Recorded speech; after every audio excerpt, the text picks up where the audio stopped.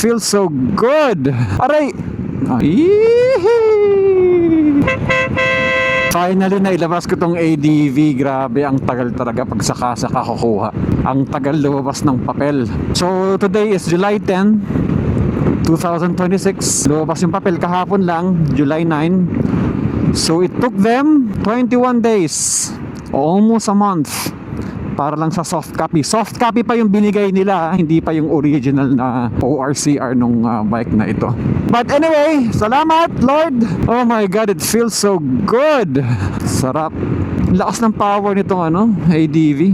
Yun nga lang, sayang hindi pa siya pwede sa expressway. Though may power siya. Yan guys, so dyan ko kinuha yung bike. Hindi naman kasalanan ng mga staff na nag-work dyan. Kaso yung sa LTO yung nagka-pending. So, ang destination today, what time is it?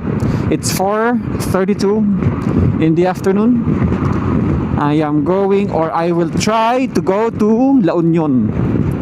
Long ride agad. So, from Pusurubio to La Union. Mga, 2 hours. Call me weird, but for some reason, mas gusto kong bumabiyahe ng medyo may kalakasan ng ulan. Ngayon nga may bagyo eh. Masarap kasing ganito eh. May thrill ba? Actually, kakatapos lang ng ulan. Ang lakas ng ulan kanina.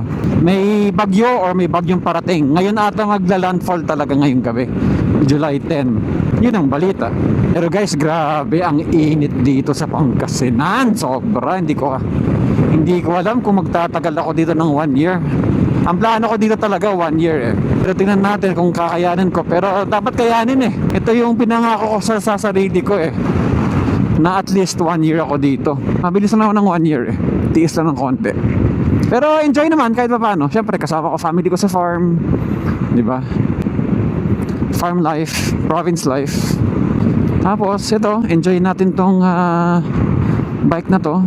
Pasyal-pasyal tayo dito sa Pangasinan. Mas magandang dumaan dito sa highway kaysa mag-expressway. Hindi naman porke hindi tayo naka 400cc sinasabi ko na yun. Siyempre para, di ba, matanaw mo yung mga tanawin na ganito. Kasi kung nasa expressway ka, wala eh. Nakakaantok. Diretso lang yung daan.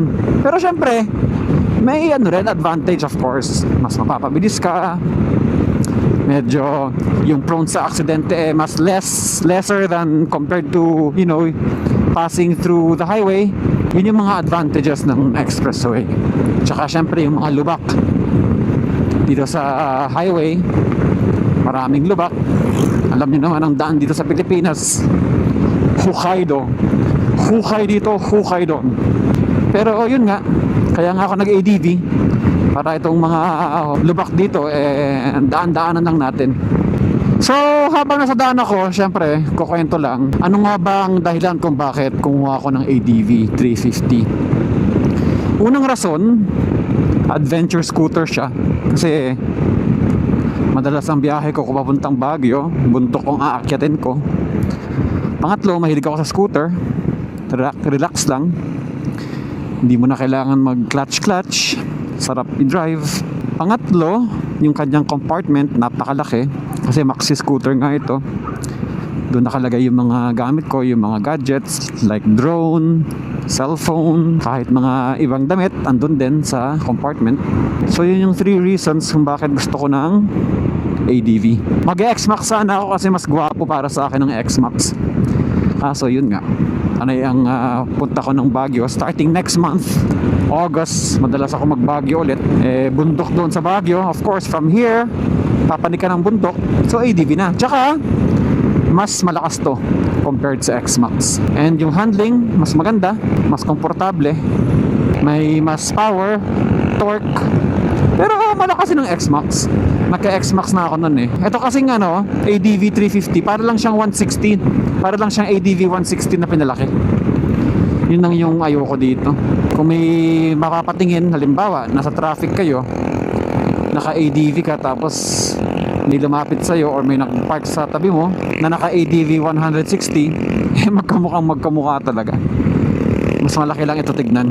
Sa X-Max naman at sa N-Max hindi nagkakalayo yung itsura, pero noticeable talaga. na kung ano yung X-Max at kung ano yung N-Max. Tsaka gwapo ng X-Max. Ang lalaki ng mga trucks, so overtaken natin. Pakita ko kung gaano ka sisiw yan sa ADB. Imasu! Pang isa. Doon tayo sa kabila.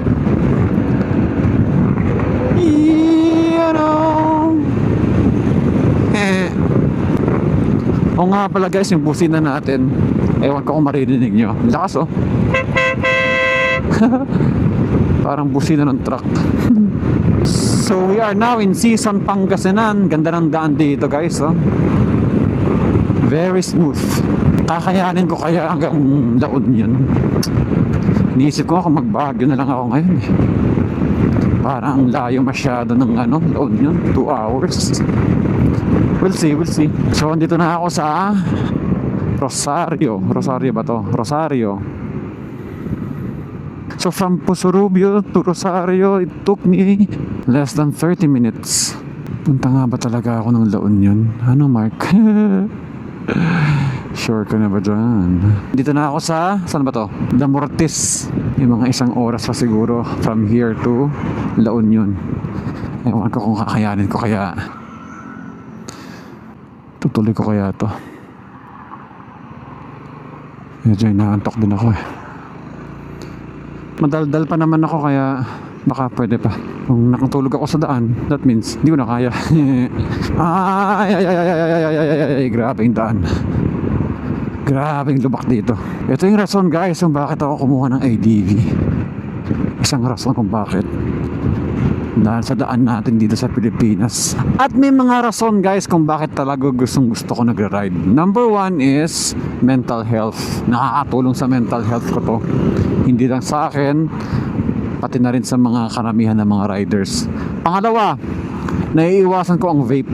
Lalo pag mga long ride, syempre, naano ka naman tabi ka ng tabi para na mag-vape. Ngayon nga eh, since umalis ako sa bahay, hanggang ngayon wala pa rin.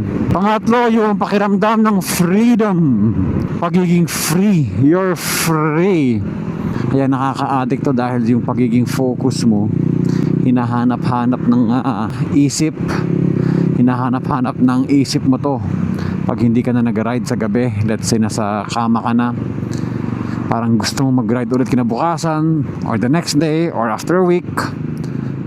Dahil sa focus guys yung pagiging focus mo, yun yung kumbaga nag-uudyok sa'yo na mag-ride ulit.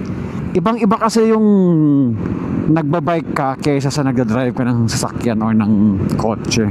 Like I said, mas focus ka. Pangalawa, mas ramdam mo yung hangin. Pangatlo, hindi ka nata-traffic.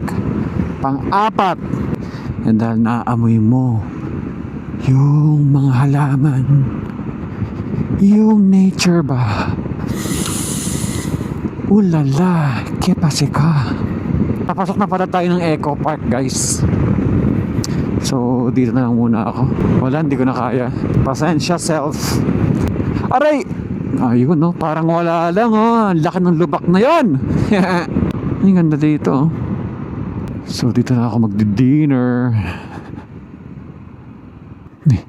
Wala naman yung mga stalls. Parang there's something wrong. Asan yung mga kainan? Asan yung mga kainan? Don't tell me wala na sila. Wala nga. Seryoso?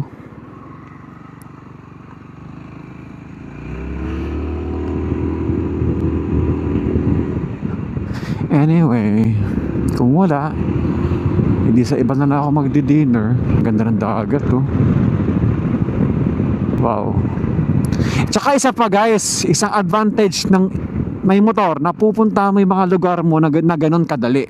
Unlike pag nakasasakyan ka, kotse, tulad yan, medyo hassle, traffic, mabigat.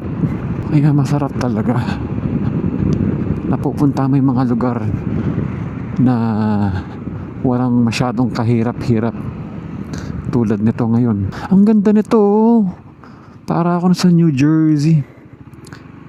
Meron silang parang, ayan o guys, ewan ko nakikita nyo. May pa bridge silang ganyan, no? Parang New Jersey lang. Jersey Shore. No, seriously, asan yung kainan? Tsaka ito guys, napakadali. Buksan, tapon.